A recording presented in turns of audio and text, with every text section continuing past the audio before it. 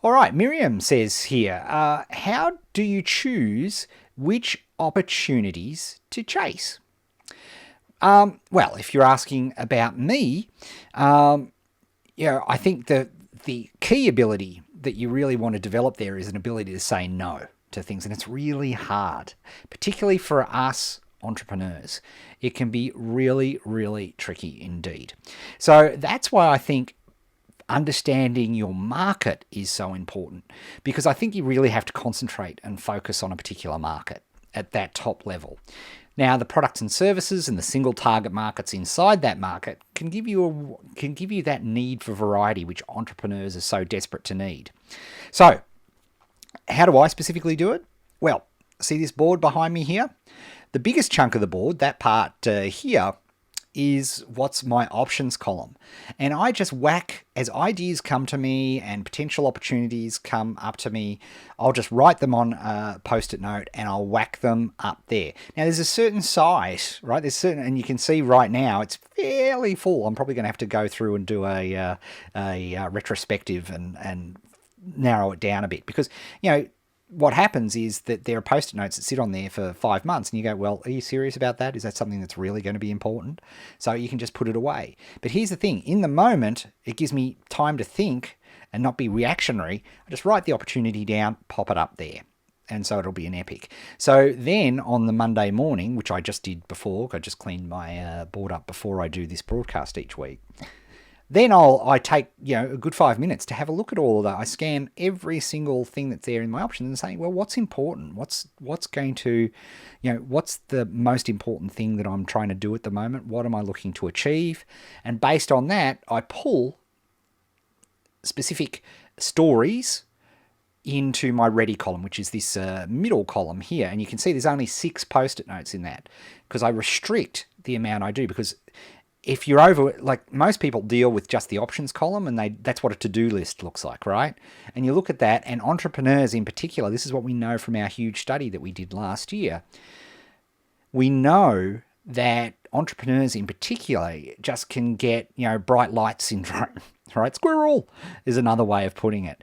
And if you see a big list there, you go blind to that list. It literally blinds you to everything that's on there. And as 60% of entrepreneurs aren't good with lists, full stop, in the first place.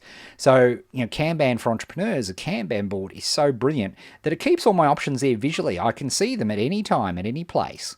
But I know when I'm looking at, I ask myself on a weekly basis, what is the most important thing I should be doing right now? And that's the time where I look at options and I decide, are they things that are there? And then the final thing I'll say, and I'll bring this back, is that we want to start less and finish more. Okay, you'll hear me say that all the time, and it's a great saying. Don't know where I got it from, but I certainly didn't come up with it. But start less, finish more. And that's why it's visually very important. In the done column, which is empty at the moment because I haven't done anything except once I've done the live broadcast, I'll move the live broadcast sticker over into the done column. But at the end, just before, I looked at my done column for the week, and pretty sucky week as it turned out. But I looked at it from the perspective of what were the things that I wanted to achieve, what are the things that moved the business forward, what are the things, that I needed to deal with. Because this board, I have to look at personal, I have to look at family, I have to look at health, I have to look at business stuff. It's my board, right? It's me, it's my life on a board. And it's so important because so many entrepreneurs need that visual reminder.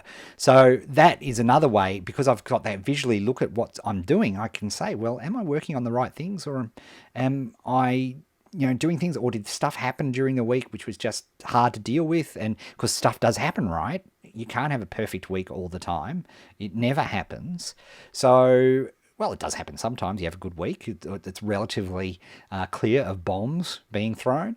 And that is the thing. So for me, Miriam, my Kanban board keeps me grounded in the sense of understanding that. And we teach this in Achiever Formula and Kanban for Entrepreneurs. These are courses that we have available. You can see more information at eddale.co, the blog. We teach these, and it's been a revolution. It really is. Probably, for years, it's been the biggest. You talk about contributions and things. Giving back to the marketplace, understanding these agile methodologies and applying them into entrepreneur businesses has been awesome. So that's definitely how I do that.